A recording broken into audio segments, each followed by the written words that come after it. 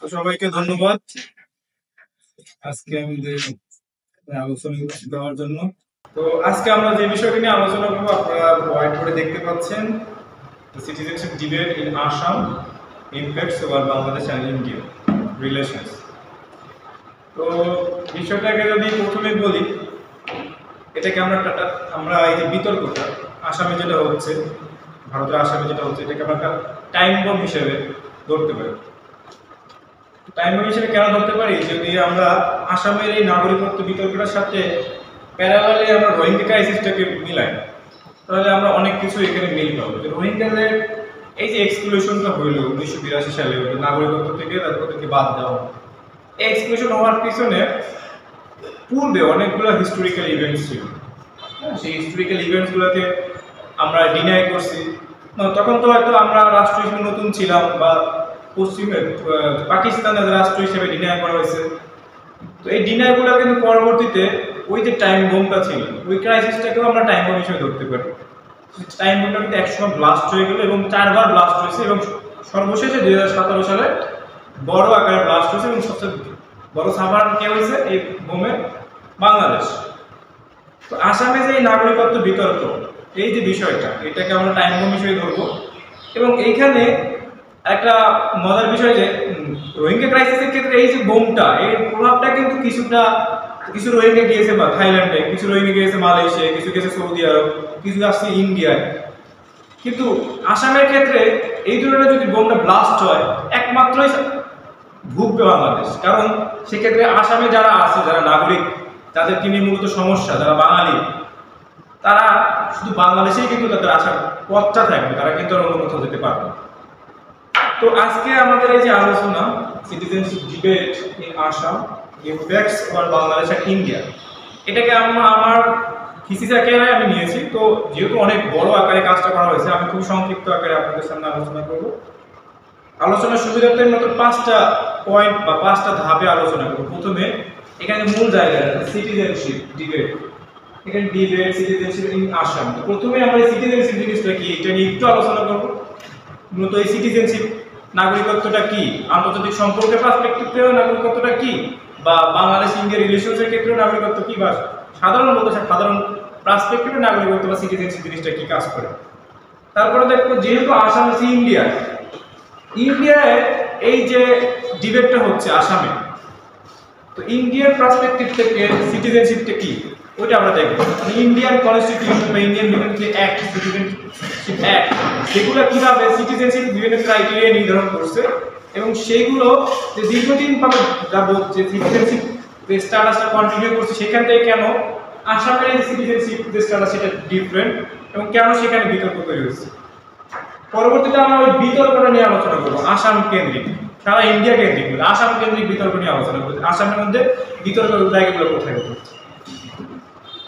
চতুর্থ ধাপে আমরা বাংলাদেশ ইন্ডিয়া রিলেশনের ইম্প্যাক্টস গুলো করবো, এবং সর্বশেষে যে প্রশ্ন উত্তর পর্ব বা আমি আপনাদের কাছ থেকে কিছু পলিসি জানার চেষ্টা করবো যে বাংলাদেশ ইন্ডিয়া রিলেশনসের এই যে ইম্প্যাক্টটা, সেটাকে ওভারকাম করতে গেলে যদি নেগেটিভ ইম্প্যাক্টস পড়ে, অবশ্যই যেহেতু ডিবেট হচ্ছে, নেগেটিভ ইম্প্যাক্টসের জায়গাটাই বেশি, সেই নেগেটিভ ইম্প্যাক্টসের জায়গা থেকে আমরা কতটা সেখান থেকে রিকভার করতে পারি, এবং আমাদের যে সম্পর্ক জায়গাটা বা আমাদের ভালো যে সম্পর্ক জায়গাটা, সেটাকে স্মুথলি কিভাবে আমরা কন্টিনিউ করতে পারি। তো প্রথমে যদি সিটিজেনশিপ এই কনসেপ্টের কথা বলি, আমরা যেহেতু আন্তর্জাতিক সম্পর্ক বিভাগের শিক্ষার্থী, এবং এই সাবজেক্টটা অনেকটা আপনার আর্টসের ভিতরেও পড়ে, এবং অনেকটা বেশি অংশে পড়ে হচ্ছে সামাজিক বিজ্ঞানে। তো সামাজিক বিজ্ঞানের একটা বড় জায়গা হচ্ছে এখানে বিভিন্ন ধরনের কনসেপ্ট বা টার্মস ব্যবহার করা। যদি মনে করো ডেমোক্রেসি, পাওয়ার, পলিটিক্স, তো বিভিন্ন এই যে টার্মগুলো সামাজিক বিজ্ঞান বা সোশ্যাল সায়েন্সের একটা বড় বৈশিষ্ট্য হচ্ছে এখানে সাবজেক্টিভিটিকে বেশি প্রাধান্য দেওয়া হয়। সাবজেক্টিভিটিকে বেশি প্রাধান্য দেওয়া হলে আলোচনার জায়গাটা একজন থেকে আরেকজনের ভিন্ন হয়, অর্থাৎ আবেগিকতা এখানে কাজ করে। তো এই নাগরিকত্ব এই যে বিষয়টা, অন্যান্য সামাজিক যে ডিবেটেড বা বিতর্কিত বা কন্ট্রোভার্সিয়াল কনসেপ্ট রয়েছে, তার মধ্যে সিটিজেনশিপ কনসেপ্টটা একটা, যেটা বিভিন্ন ধরনের স্কলাররা রয়েছেন সোশ্যাল সায়েন্সে, সোশ্যাল সায়েন্সের বিভিন্ন ধাপে হতে পারে, আমরা পলিটিক্সের কথা বলতে পারি, হতে পারে ইকোনমিক্সের কথা বলতে পারি, হতে পারে আমরা সোসাইটির কথা বলতে পারি, ইকোনমি। এখানে যে যারা বিভিন্ন স্কলাররা রয়েছে, তাদের মধ্যে যে ডেফিনেশনের জায়গাটায় একটা ডিফারেন্স দেখা যায়। তো মোটা দাগে সিটিজেনশিপ বলতে যেটা বোঝানো হয় এখানে দুইটা বৈশিষ্ট্যের কথা বলা হয়। একটা হচ্ছে যে সিটিজেন হবে, অর্থাৎ এই কনসেপ্টটা মানে ফর্মালি আসা শুরু হয়েছে যখন ওয়েস্টফিলিয়া চুক্তি আসে, যখন থেকে রাষ্ট্রীয় কনসেপ্টটা চলে আসে। অবশ্যই প্রজা সাম্রাজ্য এই কনসেপ্টগুলো হিস্টোরিক্যাল, বাট রাষ্ট্রায়ত্ত এক কনসেপ্ট যেটা মূলত ওয়েস্টফিলিয়া চুক্তির মাধ্যমে তৈরি হয়েছে, পরবর্তীতে ডেভেলপ হয়েছে ডে বাই ডে। ওইখান থেকে না সিটিজেনশিপ কনসেপ্টটা ডে বাই ডে গ্রো হওয়া শুরু করে। এবং এখানে দুটো জিনিসকে প্রাধান্য দেওয়া যায়। এক হচ্ছে যে ব্যক্তি সিটিজেন হবে বা যে গ্রুপ অফ পিপল সিটিজেন হবে, যারা পাওয়ার থাকবে, যারা অথরিটি, তারা ওই যে সিটিজেনদের বা ওই গ্রুপ অফ পিপলকে কিছু রাইটস দিবে, কিছু মানে রাষ্ট্রীয় যে সকল বেনিফিটসের জায়গা আছে, সকল রাইটসের জায়গা, এগুলা ওই নাগরিকগুলো ওই অথরিটির কাছ থেকে পাবে। এবং এর বিপরীতে দ্বিতীয় অংশটা, সেটা হচ্ছে বিপরীতে এই লোকগুলা ওই রাষ্ট্রের যে ক্ষমতার জায়গা সেখানে এরা মাথা মতো বলতে তারা রাষ্ট্র থেকে যে পলিসি গ্রহণ করবে সেটাকে তারা মেনে নেবে। সাপোজ বাংলাদেশের কথা চিন্তা করি, বাংলাদেশের যারা সাধারণ নাগরিক, রাষ্ট্রের চারটা বৈশিষ্ট্যের মধ্যে একটা হচ্ছে ভূখণ্ড, আর একটা হচ্ছে জনগণ, তাই না? এই জনগণ, এই যে সরকার এবং সরকারের থেকে যে বিভিন্ন সুযোগ সুবিধাগুলো সেগুলো ভোগ করতেছে বাংলাদেশের জনগণ। এবং এর বিনিময়ে কি করবে, বাংলাদেশ সরকারকে সভরেন্টির এই যে স্ট্যাটাসটা সেটা বাংলাদেশের জনগণ দিবে, যে বাংলাদেশ সরকার থেকে কোনো পলিসি গ্রহণ করলে আমরা সেটা মেনে নেব, সেটা হোক আমাদের জন্য থ্রেটফুল, হোক আমাদের জন্য হার্মফুল। যেমন ইউক্রেন ক্রাইসিসের ক্ষেত্রে কি দেখি, জেলেনস্কি একটা পলিসি গ্রহণ করতে যাচ্ছিল, সে ন্যাটোতে যুক্ত হবে। এখন ওই পলিসি পজিটিভ কি নেগেটিভ সেটা পরের ব্যাপার, তার কিন্তু ক্ষমতা আছে পলিসি গ্রহণ করার, এবং সেটা কিন্তু দিন শেষে কিন্তু ইউক্রেনের যারা নাগরিক তাদের লাইফকে কিন্তু এফেক্ট করছে। তো এইটাই হচ্ছে কোরিলেশন। যারা সিটিজেন তারা রাষ্ট্রীয় বেনিফিটস গুলো পাবে, আবার রাষ্ট্রীয় কোনো কাজের প্রভাবটা তারা পাবে, বিনিময়ে তারা রাষ্ট্রের প্রতি অ্যালেজিয়েন্স, যেটা আনুগত্য, সেটা দেখাবে, যে রাষ্ট্রীয় পলিসিকে আমি আনুগত্য প্রকাশ করি। এইটা হচ্ছে থিওরিটিক্যাল জায়গা থেকে যারা আপনার যে সিটিজেনশিপ কনসেপ্ট। তো এইটা যখন শুরু হয় আপনার 1648 সাল থেকে, ওয়েস্টফিলিয়া চুক্তি থেকে। এখন ওয়েস্টফিলিয়া চুক্তির পর থেকে কিন্তু পৃথিবীর বিভিন্ন কনটেক্সট চেঞ্জ হয়েছে, যেমন গ্লোবালাইজেশন আসছে বর্তমানে, প্রথম বিশ্বযুদ্ধ থেকে বিশ্বযুদ্ধ ছিল। এই কনটেক্সটগুলো কিন্তু কানেক্টিভিটি জায়গা বানাইছে, রাজনৈতিকভাবে সীমারেখার কনসেপ্ট তৈরি চেঞ্জ করছে, নতুনভাবে রূপান্তর করা শুরু করছে। এর ফলে মানুষের মধ্যে এই সিটিজেনশিপের এই ধারণাটার মধ্যে পরিবর্তন আসছে। কারণ আমি একটা ভূখণ্ড কেন্দ্রিক থাকবো, যেমন মনে করেন গ্লোবালাইজেশন, এর ফলে এমন একটা সিচুয়েশন তৈরি হয়েছে, মানুষ নিজেকে গ্লোবাল ভিলেজের একটা অংশ মনে করে। তো তার মধ্যে তো সে বলতেই পারে আমি কেন বাংলাদেশে শুধুমাত্র অধিবেশী থাকি। তো যেহেতু আমরা ইন্টারন্যাশনাল রিলেশনস বা স্টেট টু স্টেট রিলেশনস বা ফরেন পলিসির ক্ষেত্রে স্টেটকে অ্যাজ এ সোল অ্যাক্টর হিসেবে ধরে নিই, তো সেই ক্ষেত্রে কিন্তু আমরা এই যে সিটিজেনশিপ কনসেপ্টের যে মূল জায়গা, অর্থাৎ সিটিজেনশিপ কনসেপ্ট তিন প্রকার সাধারণভাবে আলোচনায়। পলিটিক্যাল, যেটা নিয়ে আমরা আলোচনা করছি, যে রাষ্ট্র অধিকার দেবে এবং রাষ্ট্রের প্রতি আমরা আনুগত্য প্রকাশ করি। দ্বিতীয় হচ্ছে মাল্টিকালচারাল, যেটা এই যে বিভিন্ন ধরনের কনটেক্সট চেঞ্জ আছে। আমরা যদি ইউরোপীয় ইউনিয়নের কথা চিন্তা করি, একটা মাল্টিকালচারাল সিটিজেনশিপ। ওইখানে একজন লোক সে ফ্রান্সে জন্মগ্রহণ করলেও সে কিন্তু ইউরোপিয়ান সিটিজেনশিপটাই পাচ্ছে, মাল্টিকালচারাল সিটিজেনশিপ। এবং বর্তমানে যে সিটিজেনশিপের যে টাইপটা আছে সেটা হচ্ছে পোস্ট ন্যাশনাল সিটিজেনশিপ। এখানে হচ্ছে কি একজন মানুষ চাইলে সে নিজের থেকে বলবে যে আমি কোন দেশের সিটিজেন। বিভিন্ন ছোট ছোট রাষ্ট্রগুলো অন্যরা অফার করে যে তুমি তো টাকা দাও, আমার রাষ্ট্রে তোমার সিটিজেনশিপ। তো এইটা একটা রাষ্ট্রের একটা ব্যক্তির ইচ্ছের উপর নির্ভর করবে। যেমন বাংলাদেশে জন্মগ্রহণ করছে কিন্তু বলেই যে আমাকে ভারত সিটিজেনশিপ দিবে না, ব্যাপারটা এরকম না। বর্তমান কনসেপ্টটা এমন দাঁড়াইছে যে রাষ্ট্রের একজন ব্যক্তির ইচ্ছার উপর, ন্যাশনাল ওই কনসেপ্টের বাইরে গিয়ে মানুষ সিটিজেনশিপ গ্রহণ করতে পারে। তো এই বিভিন্ন টাইপসগুলো গেছে। তো ফরেন পলিসি বা ফরেন রিলেশনের ক্ষেত্রে আমাদের প্রথম টাইপসটা নিয়ে কাজ করতে হবে, সেটা হচ্ছে কি স্টেট আমাদের অধিকার দেয় এবং তার ফলে আমরা স্টেটের প্রতি আনুগত্য প্রকাশ করব। এইটা হচ্ছে সিটিজেনশিপ কনসেপ্ট। তবে এখন এইটা ইন্ডিয়া স্টেট যখন 1947 সালে স্বাধীন হয়, তারপর থেকে ইন্ডিয়া এবং পাকিস্তান দুইটা আইডিওলজির উপর ভিত্তি করে তৈরি হয়েছে। পরবর্তী ইন্ডিয়া বিভিন্ন সেকুলার আইডেন্টিটি তার কনস্টিটিউশনে যুক্ত করা শুরু করে, এবং এর মধ্যে একটা সেকুলার আইডেন্টিটির একটা বড় জায়গা ছিল সিটিজেনশিপ স্ট্যাটাসটা দেওয়া। যখন 1947 সালে ইন্ডিয়া ভাগ হয়, তখন কিন্তু ইন্ডিয়া বলছিল পূর্ববর্তী মানে ইন্ডিয়ান সাবকন্টিনেন্টের অংশ ছিল, তারা কিন্তু সহজে যদি চায় ইন্ডিয়ার নাগরিকত্ব পাবে। তো এই ধরনের কিছু সেকুলার কিছু নরমেটিভ জায়গা থেকে কিন্তু প্রথম দিকে সিটিজেনশিপের কনসেপ্টটাকে গ্রো করা হয়। পরবর্তীতে বিভিন্ন ধরনের যখন কোশ্চেন শুরু হয়, তখন কিন্তু বাধ্য হয়ে 1951 সালে সিটিজেনশিপ অ্যাক্ট, যেটা প্রথম আমরা যে সিএএ এর কথা শুনছি, যে সিটিজেনশিপ অ্যামেন্ডমেন্ট অ্যাক্ট, তো এর প্রথম যে জায়গাটা ইন্ডিয়ায় 1951 সালে সিএ সিটিজেনশিপ অ্যাক্ট তৈরি করা হয়। এবং এই সিটিজেনশিপ অ্যাক্টে কি করা হয়, যে ক্রাইটেরিয়া তৈরি করা হয় যে কোন কোন ক্রাইটেরিয়া হলে তুমি ইন্ডিয়ান সিটিজেন হও। তো বাংলাদেশ যেহেতু ইন্ডিয়া এবং ইউকে থেকে আমাদের কনস্টিটিউশনটা তৈরি করছে, তো আমাদেরও কিন্তু আমাদের নাগরিকত্ব আইনের জায়গায় ইন্ডিয়ার একটা যে জায়গা আছে, সেখানে ভূখণ্ডে জন্মগ্রহণ করলে তুমি বাংলাদেশি নাগরিক হবা, রেজিস্ট্রেশনের মাধ্যমে তুমি নাগরিক হইতে পারো। তো ইন্ডিয়ার ক্ষেত্রে যা আছে বাংলাদেশের ক্ষেত্রে অনেক ক্ষেত্রে সেম আছে, কারণ আমরা ওইটা ফলো করছি। তো যাই হোক, ইন্ডিয়ার যে কনস্টিটিউশন সেখানে যে ক্রাইটেরিয়াগুলো রাখা হয়েছে সিটিজেনশিপের, প্রথমটা হচ্ছে যে সিটিজেনশিপ বাই বার্থ, অর্থাৎ যে ইন্ডিয়ান ভূখণ্ডে জন্মগ্রহণ করবে সে ইন্ডিয়ান সিটিজেনশিপ পাবে। সিটিজেনশিপ বাই রেজিস্ট্রেশন, রেজিস্ট্রেশন করার মাধ্যমে কেউ ইন্ডিয়ান সিটিজেনশিপ পাইতে পারে। তো এই প্রত্যেকটা ধাপের মধ্যে অনেকগুলো আপনার সাবসেকশন আছে, সেখানে কিছু টাইম লিমিট দেওয়া আছে। হইতে পারে যে এত সাল থেকে এত সালের মধ্যে যারা জন্মগ্রহণ করছে, বা রেজিস্ট্রেশনের ক্ষেত্রে এত সাল থেকে এত সালের মধ্যে যারা ইন্ডিয়ায় ছিল বা ইন্ডিয়ার বাইরে ছিল, এই ধরনের অনেক ধরনের সাবসেকশন আছে, আমরা ওগুলো যাবো না, ওগুলো বিস্তারিত আছে। সিটিজেনশিপ বাই ন্যাচারালাইজেশন, তো আমরা যখন এই ডিবেটটা করবো, এখানে ইন্ডিয়ার যে কনস্টিটিউশন বাই সিটিজেনশিপ অ্যাক্টের দুইটা জায়গাতে দেখতে হবে। একটা হচ্ছে সিটিজেনশিপ বাই রেজিস্ট্রেশন, রেজিস্ট্রেশন করতে যে ধরনের ক্রাইটেরিয়া গুলো লাগে সেইটা নিয়ে মূলত কাজ হচ্ছে ডিবেটের যে প্রথম অংশ NRC, national register of citizen of India, এবং সিটিজেনশিপ বাই ন্যাচারালাইজেশন এইটা নিয়ে হচ্ছে দ্বিতীয় ডিবেটের জায়গা, যেটা হলো সিএএ সিটিজেনশিপ অ্যামেন্ডমেন্ট অ্যাক্ট। তো এটা নিয়ে আমরা বিস্তারিত করে আলোচনা করব। তাহলে এই ধরনের বিভিন্ন ক্রাইটেরিয়া 1951 সালে যখন সিটিজেনশিপ অ্যাক্ট তৈরি করে ইন্ডিয়া, ওইখানে দেওয়া হয়েছে। তো এখন আমরা ডিবেটের জায়গায় যেটা যাবো, যেটা বললাম, তো ডিবেটের জায়গায় যদি যাইতে চাই আমাদের প্রথমে দুইটা জায়গা ধরতে হবে। সেটা হচ্ছে কি, দুইটা বিষয়কে নিয়ে সিটিজেনশিপ, দুইটা বিষয়কে নিয়ে এই আসামে যে সিটিজেনশিপ ডিবেট এটা হইতেছে। একটা হচ্ছে কোনটা NRC, national register of citizen, আর একটা হচ্ছে সিএএ। এই যে আমরা প্রথম বললাম 1951 সালে যে সিটিজেনশিপ অ্যাক্ট করা হয়েছে, ওইটাকে বিভিন্ন সময় পরিবর্তন করা হয়েছে তার রাষ্ট্রীয় পলিসি অনুযায়ী। ওইটার একটা ভার্সন যেটা 2016 সালে আসছে, এবং বিল হিসেবে পরবর্তী 2019 সালে যেটা আইন হিসেবে আসছে। এই দুইটার মধ্যেই হচ্ছে কনফ্লিক্ট। এখন সেই কনফ্লিক্টের জায়গাটা আমরা দেখব। আসামে যে বিতর্কটা হচ্ছে সিটিজেনশিপ কনসেপ্টটা নিয়ে, সেটা হচ্ছে অনেক পুরনো একটা বিতর্ক। সেটা হচ্ছে মূল জায়গাটা হচ্ছে কে আসামি এবং কে বাঙালি। আসামি বলতে অসমিয়া, আসামি বলতো না, অসমিয়া কে এবং কে হচ্ছে বাঙালি, এই দুইটার মধ্যে ডিফারেন্ট ডেফিনেশন করতে হবে। এই ডেফিনেশনটা নিয়েই হচ্ছে প্রাথমিকভাবে ওদের মধ্যে বিতর্ক তৈরি হয়েছে। এই বিতর্কের লম্বা ইতিহাস আছে আমাদের, যেহেতু অ্যাডজেন্ট প্রভিন্স বা আমাদের সংলগ্ন যে অঞ্চল যেহেতু, বা প্রভিন্স বলবো ইন্ডিয়ার, তার ফলে আমাদের কিন্তু একটা হিস্টোরিক্যাল রুট ছিল এখানে।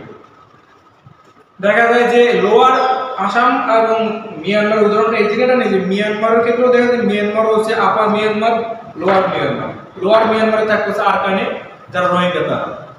এই ক্ষেত্রে হচ্ছে আমরা দেখি আসামের ক্ষেত্রেও দেখি দুইটা, আপার আসাম এবং লোয়ার আসাম। তো লোয়ার আসামটা সবসময় ছিল খুবই উর্বর ভূমি, এবং ওইখানে যে বিভিন্ন রিসোর্স আছে ওটাতে ইউটিলাইজ করা যায়। এটা দীর্ঘদিন যাবৎ যারা আসামে, যারা এখানে যারা উপজাতি হিসেবে, নৃগোষ্ঠী হিসেবে যারা অহমিয়া যারা ছিল, তারা ওইটাকে সেটা প্রাধান্য দেয়। তো ওইটাকে প্রথমে ইউটিলাইজ করা শুরু করে যখন 1957 সালে পলাশী যুদ্ধতে কিছু পরাজিত হওয়ার পরে কিছু বাঙালি, অনেক ধর্মান্ধ ব্যক্তি মুসলিম, তারা ওই অঞ্চলে যায়, এবং ওই অঞ্চলে প্রচুর পরিমাণ গাছ ছিল, এবং তারা কাঠের ব্যবসা, বিভিন্ন ব্যবসা শুরু করে। এর ফলে একটা চেঞ্জ আসা শুরু হয়। পরবর্তীতে ব্রিটিশ যখন ক্ষমতাটা নিয়ে নেয়, ব্রিটিশ দেখে এই অঞ্চলটা, বিশেষ করে লোয়ার আসাম, চা চাষের জন্য, টি প্লান্টেশনের জন্য খুবই উপযোগী। এখন যখন তারা দেখলো যে এটা টি প্লান্টেশনের জন্য খুবই উপযোগী, এখন তাদের তো অবশ্যই লেবার দরকার, যেটা আমরা রোহিঙ্গাদের ক্ষেত্রেও দেখছি। রোহিঙ্গাদের ওইখানেও আমাদের প্রচুর পরিমাণ লেবার নেওয়া হয়েছে না, ওই লোয়ার যে আরকান ওই অঞ্চলটাকে যখন ব্রিটিশরা ব্যবহার করছে, সেম টেন্ডেন্সি। লোয়ার আসামকে ওই যে উর্বর জায়গা, ওটাকে ইউটিলাইজ করার জন্য ব্রিটিশরা প্রচুর পরিমাণ বাঙালি দেয়। কারণ বাঙালিরা যারা সিলেট বেল্ট বা ময়মনসিংহের যে আপনার ব্রহ্মপুত্র ভ্যালি অর্থাৎ উপত্যকার ওই অঞ্চলে ছিলেন, তারা প্রচুর পরিমাণ খাটতে পারতেন, এবং তাদের ওই সময় দরকার ছিল। এখানে যারা মাছ চাষ করতো তাদেরকে ওই লেবারটা থেকে ডাইভার্ট করা ব্রিটিশরা নিয়ে গেল লোয়ার আসামে। এবং তাদেরকে ওই ট্রি প্লান্টেশন ওই জিনিসগুলোকে তাদেরকে ইনকর্পোরেট করা শুরু করে। এখন এই যে বাংলাদেশ থেকে বাঙালি, ওই সময় বাংলাদেশ না, ওই সময় ব্রিটিশ ভারত, ওইখান থেকে বাঙালি নিয়ে যাওয়া। আর একটা কাজ করা হলো যে ওইখানকার যে প্রশাসনিক দায়িত্ব সেটা পালন করার জন্য অনেক শিক্ষিত বাঙালিকে ওইখানে নিয়ে যাওয়া হলো। এখন লম্বা সময় যাবৎ আপার আসামের জায়গাটায় অসমীয়া ভাষা বা অসমীয়া ভাষাটা ছিল ওদের মূল ভাষা। এখন ব্রিটিশরা যখন এখানটা দখল করলো, তারা করলো কি, যেহেতু ব্রিটিশ ভারতের যেহেতু কলকাতা কেন্দ্রিক ছিল, রাষ্ট্র এই অঞ্চলের ভাষা ছিল বাংলা, বাংলা করে ইনস্টল করলো ওইখানে অসমীয়া ভাষা জায়গায়, যে বাংলা ভাষা সবকিছু হবে, ওইখানকার শিক্ষার একটা সবকিছু বাংলা ভাষায় হবে। এইটা প্রথমে ওইখানে যারা অসমীয়া ছিলেন তাদের মধ্যে কনসাসনেস তৈরি করে, এটাকে এথনিক কনসাসনেস বলে। এবং তারপরে তারা আস্তে আস্তে এই ভূমি কেন্দ্রিক, অর্থাৎ যারা এখানে শিক্ষিত বাঙালি যায় তারা পরবর্তীতে এখানে ভূমি দখল এই ধরনের বিভিন্ন অ্যাকুইজিশন তাদের এগেইনস্টে করা হয়। এই ভূমি কেন্দ্রিক, অসমীয়া ভাষা কেন্দ্রিক এবং নিজেরা যে আসামের যারা আঞ্চলিক বা নেটিভ তারা যে আলাদা, এই আলাদাত্ব এই অংশটাকে ধরে রাখার জন্য তারা এই তিনটা বৈশিষ্ট্যের বেসিসে তারা নিজেদের মধ্যে একটা জাতীয়তাবাদ বা এক ধরনের টেন্ডেন্সি গ্রো করে এবং তারা মনে করে তাদেরকে আলাদা রাখতে হবে এবং যারা বাঙালি তাদেরকে আলাদা রাখতে হবে। এই যে বিতর্ক বাঙালিকে এবং অসমীয়াকে, এইটা সেই লম্বা সময় যাবত চলে আসতেছে। এটা যে আসামে যে বিতর্ক হচ্ছে সেটার হিস্টোরিক্যাল জায়গা, এটা এখন পর্যন্ত চলতেছে। আর একটা হচ্ছে যে এই যে এনআরসির কথা বলতেছি আমি, এনআরসি এবং সিএ, এই যে এনআরসির কথা বলতেছি, এই এনআরসি হচ্ছে রেজিস্ট্রেশন প্রক্রিয়া। রেজিস্ট্রেশন সবসময় হালনাগাদ করতে হয়, হালনাগাদ করার মাধ্যমে আপনি কাউকে সিটিজেনশিপ দিবেন বা আপনার যে কোনো কাজ করবেন। এখন এই যে এনআরসি যে প্রসেসটা, এই প্রসেসটা শুরু হয় হচ্ছে 1985 সালে, এবং 85 সালে শুরু হওয়ার পিছনে একটা বড় হিস্টোরিক্যাল কারণ আছে, সেটা হচ্ছে আসাম অ্যাজিটেশন বা আসাম মুভমেন্ট। যে বললাম যে কে বাঙালি এবং কে অসমীয়া, এইটা এই যে বিতর্কটা, হিস্টোরিক্যাল বিতর্কটা ছিল, এইটা এমন একটা পর্যায়ে চলে যায় যে পর্যায়ের ফলে এক ধরনের একটা জেনোসাইড ঘটানো হয় এখানে। এটা লম্বা সময় যাবো 1985-1980 দশকে প্রায় 5 বছর যাবত প্রচুর পরিমাণ বাঙালিদেরকে মারা হয়, এখানে নির্বিচারে মারা হয়। তো এই যে একটা জেনোসাইড টাইপের ঘটনা ঘটা শুরু হয়, মানে এর আগেও কিন্তু যারা ওইখানে এই ধরনের মুভমেন্ট করতেছিলেন, তারা মুভমেন্টগুলো মূলত লিড করতেছিল বা পরিচালনা করতেছিল স্টুডেন্ট ইউনিয়নগুলো। এখানে যারা গুয়াহাটি ইউনিভার্সিটি, এই যে ইউনিভার্সিটিগুলো যেগুলো স্টুডেন্ট ইউনিয়ন, তারা হচ্ছে মুভমেন্টগুলো পরিচালনা করতো।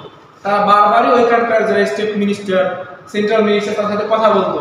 বাট এভাবে যখন কাজ হচ্ছিল না, তখন তারা এই ধরনের একটা এক্সট্রিম কাজ করলেন এবং একটা জেনোসাইড ঘটালেন। তো সেই জেনোসাইডটার ফলে বাধ্য হয়ে তখন প্রধানমন্ত্রী রাজীব গান্ধী এই যে স্টুডেন্ট ইউনিয়ন তাদের সাথে একটা চুক্তি করলেন, যেটাকে বলা আসাম অ্যাকর্ড। এবং সেই আসাম অ্যাকর্ডে বলা হয় 1971 সালের 25 মার্চ এর পরে যারা এখানে আসছে আসামে, তাদেরকে ইলিগাল বাঙালি বলে ঘোষণা করতে হবে এবং তাদেরকে বাংলাদেশ আসাম থেকে খেদাতে হবে। খেদায় কোথায় যেতে? অবশ্যই বাংলাদেশে খেদাতে হবে। এই যে শুরু হলো ফর্মাল ডিসকাশন, এই হালনাগাদে বললো হালনাগাদ যদি করতে হয় বা আপডেট করতে হয়, আমাদের ধরতে হবে 1971 সালে 25 মার্চ রাতকে, ওই রাতকে আমাদের বেস পয়েন্ট ধরে আগাইতে হবে। তারপরে তারা অনেকগুলো শর্ত এখানে দিচ্ছে, তো ওইটা হলো মূল জায়গা। তো এই হালনাগাদের জায়গায় অনেক ধরনের বিতর্ক ছিল, হালনাগাদের জায়গায় অনেকগুলো বিতর্ক ছিল। হ্যাঁ, বিতর্কের জায়গা কি? সেটা হচ্ছে যে হালনাগাদটা 3টে পর্যায়ে। হ্যাঁ, এই হালনাগাদটা করে হচ্ছে মূলত ইন্ডিয়ান সুপ্রিম কোর্ট, সেই সুপ্রিম কোর্ট 3টা পর্যায়ে হয়। প্রথম যে পর্যায়ে তার যে মানে ফলাফল প্রকাশ করা হয় সেটাকে বলে পার্সিয়াল ড্রাফট। যেটা এই ড্রাফটে প্রায় 4.1 মিলিয়ন বাঙালিকে বলা হয় যে ইলিগাল বাঙালি, কারণ ইলিগাল ভাবে তারা এখানে আসছে। কিছু বাঙালি আছে যারা অসমীয়া ভাষা ওইটা চর্চা করে, তাদেরকে নিয়ে তাদের তেমন চিন্তা নাই। কিন্তু যারা বাংলা ভাষায় কথা বলে, বেঙ্গলি স্পিকিং মুসলিমস বা বেঙ্গলি স্পিকিং হিন্দু বলতে এখানে যেহেতু লোয়ার আসামকে টার্গেট করা হয়েছে, সিলেটের পাশে যে লোয়ার আসাম এবং ময়মনসিংহের পাশে যে লোয়ার আসামটা, ওইখানে ম্যাক্সিমাম তো আপনার যারা মুসলিম তারা এখানে শিফট হয়েছে তখন। তো তাদের একটা হিস্ট্রিক্যাল একটা আছে, লিঙ্কেজ আছে ওইখানে, তো তাদেরকেই মূলত টার্গেট করা হয়েছিল। তো যে বেঙ্গলি স্পিকিং মুসলিম, বেঙ্গলি স্পিকিং হিন্দু, এইটা ছিল মূলত টার্গেটের জায়গা। হ্যাঁ, তো এই হালনাগাদের ফলে দেখা যায় যে প্রথমে প্রায় 40 থেকে 45 লক্ষ এই ধরনের বেঙ্গলি স্পিকিং মুসলিমকে বলা হয় এরা এখানে অংশ না, এরা অবৈধভাবে এখানে আসছে, এদেরকে খেলাইতে হবে, এদেরকে বাংলাদেশে পাঠাইতে হবে। এখন দেখা যায় ওই যে রায় দেওয়া হয়েছে, ওই রায়তে এমন এমন ব্যক্তির নাম আছে যারা ওইখানকার স্টিল পলিটিক্যাল লিডার, অনেক বড় বড় বুদ্ধিজীবী, এই ধরনের লোকের নামও ওই হালনাগাদে বাদ করছে যে এরা হচ্ছে আসামের অংশ না বা এরা আসামের নাগরিক না, কিন্তু এরা দীর্ঘদিন যাবত এখানে বসবাস। তো এই ধরনের যখন কন্ট্রোভার্সি তৈরি হয় তখন প্রথম যে পার্সিয়াল ড্রাফট সুপ্রিম কোর্ট প্রদান করে সেটাকে বাতিল ঘোষণা করে।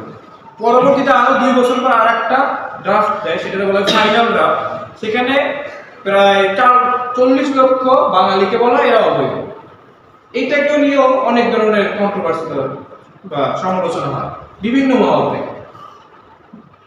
এইটাকেও পরবর্তীতে সুপ্রিম কোর্ট বলে যে এটাকে বাদ করে দেওয়া।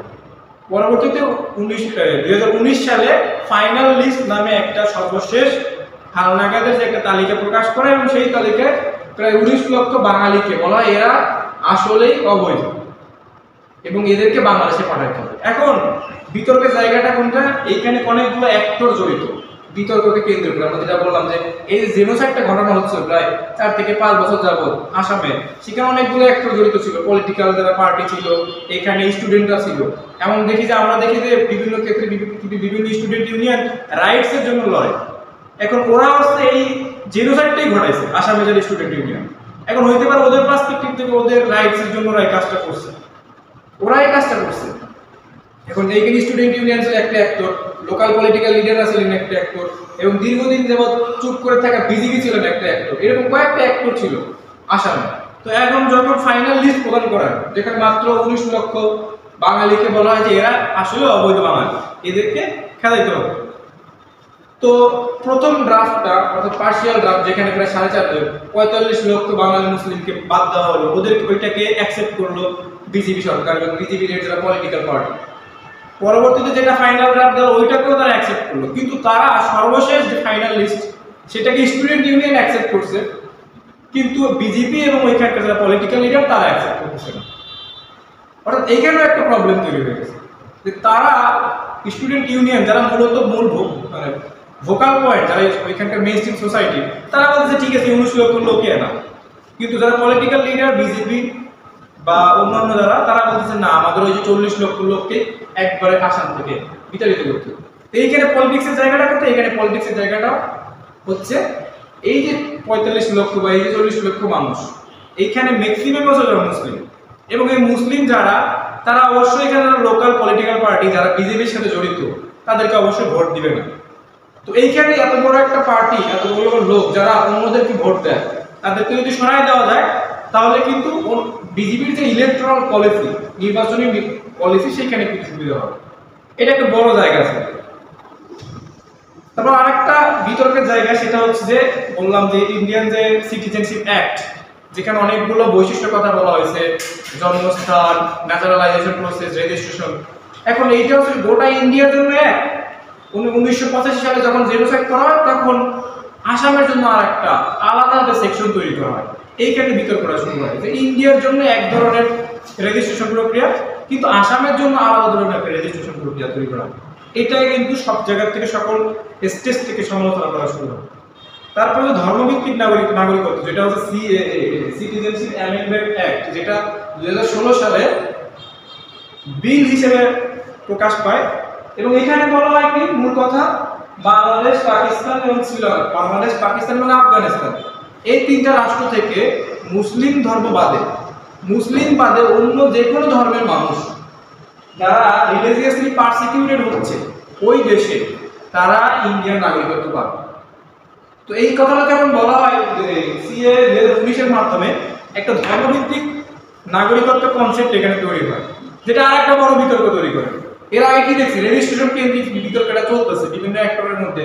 একজন বলতেছে না আমরা এটা গ্রহণ করবো, একজন বলতেছে না আমরা এটা গ্রহণ করবো। এরপরে বিজেপি করলো কি, এখানে আরেকটা নতুন তকমা লাগালো, সেটা হচ্ছে ধর্মের ভিত্তিতে আমরা এখানে হিন্দুদেরকে নাগরিকত্ব দিব, মুসলমানদের নাগরিকত্ব দিব না। তো এইখানে বিতর্কটা আরেকটা ঝামেলা তৈরি হলো।